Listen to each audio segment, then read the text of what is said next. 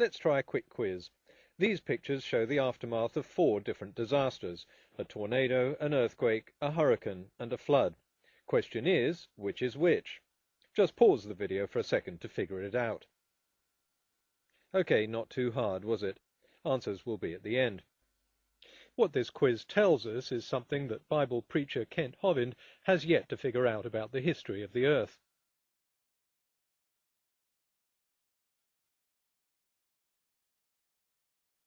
You're right, Kent, I wasn't there. The problem is, you weren't there either.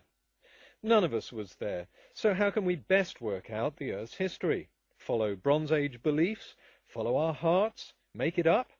Or do what you did with the photos and look at the clues that these events leave behind? After all, deducing what happened in the past is a process we go through every day. If we weren't there, we have to work it out by observation and deduction. Each sedimentary rock on Earth, for example, tells the story of how it was formed and under what conditions. Geologists can identify ancient earthquakes and floods just as you can identify recent ones. But this knowledge wasn't gained overnight. For centuries, people didn't question the biblical version of creation. But in the 18th century, the Age of Enlightenment, curiosity led some leading thinkers to take a closer look at the rocks that God had made, and the more they looked, the more things didn't add up. Many of the rocks they saw were in layers and made of the sort of material you'd find at the bottom of the sea. Okay. But why were some of these sedimentary layers at odd angles, or on mountain tops, or bent out of shape? Why were the layers made of different materials? Underneath the top sedimentary layers, the picture got even more complicated. In 1788, the man called the father of geology, James Hutton, saw a geological formation that seemed impossible. At Sycamore Point in Scotland, he found this set of almost horizontal sedimentary beds sitting directly on top of an almost vertical set, and this formation wasn't unique. It's called an angular unconformity, and geologists soon found angular unconformities all over the place. By the mid-19th century, 2 principles had been established. It was clear that sedimentary beds that were once at the bottom of the sea must have been uplifted.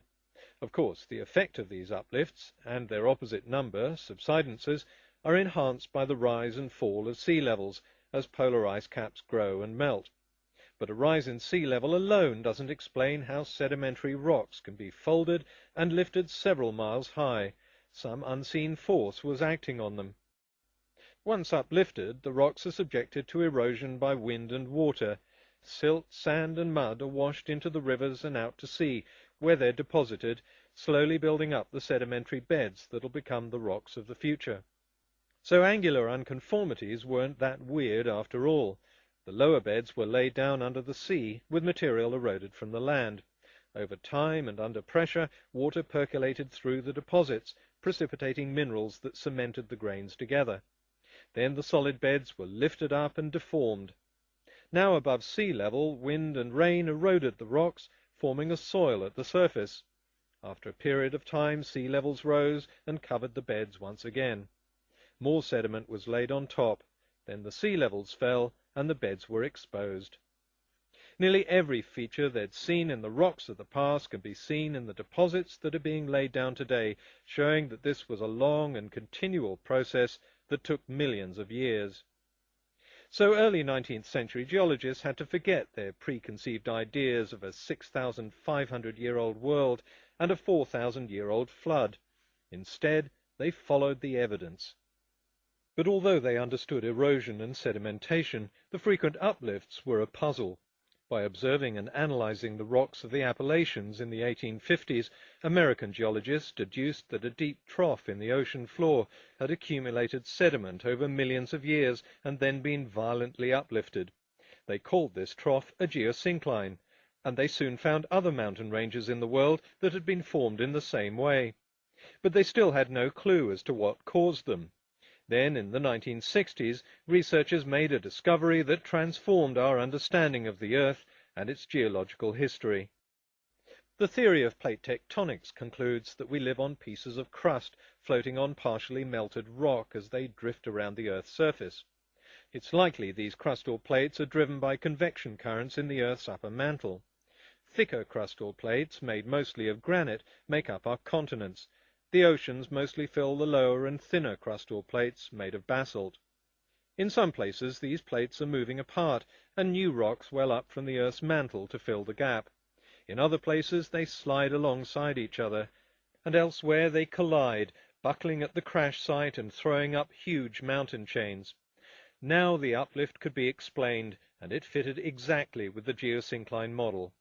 The deep troughs were, in fact, the boundaries between oceanic and continental crustal plates, accumulating sediment over millions of years.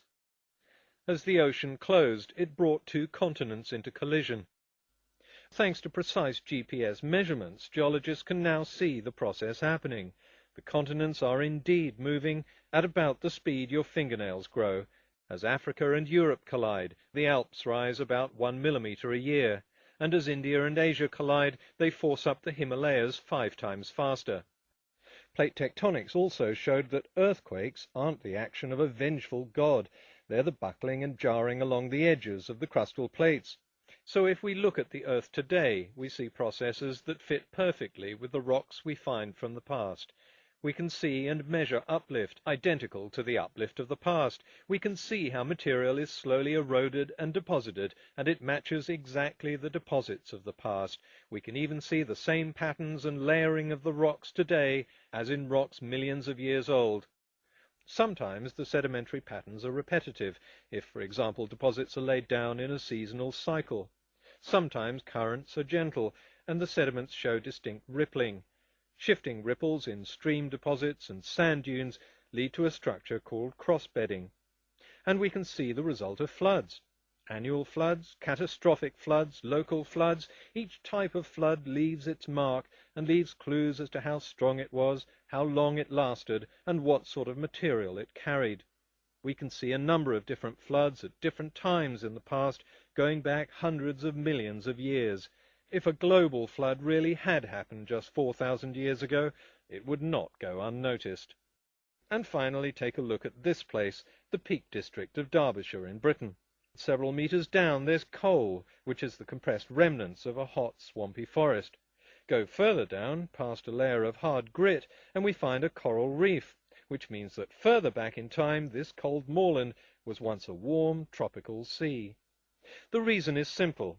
The evidence shows that around 350 million years ago, the European crustal plate was much further south, and low-lying areas were covered by a warm coral sea.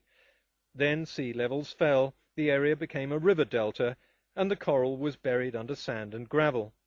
Millions of years later, sea levels dropped further, and the delta turned into a swampy tropical forest. Over the next 100 million years, the European crustal plate moved slowly northwards to its current position.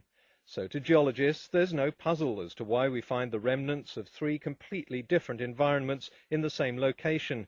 It fits perfectly with what we know about crustal plate movements, erosion and sedimentation. Faced with 200 years of solid and well-researched evidence, creationists have come up with a few theories of their own to counter it. I wanted to do more on the wild theories of these Noah's Arkists, but was so staggered at the outlandishness of their claims that I decided I couldn't give it adequate treatment in the time I've got for this video. So I'm going to make another video especially for them. Now let's go back to the quiz at the beginning. Unless you recognize these pictures, I can assume you weren't there when these disasters happened, and neither you nor I witnessed them. But just like the geology all around us, each of these photos has clues, and by using our frontal lobes, the reasoning parts of our brain, we can indeed work out what happened in the past.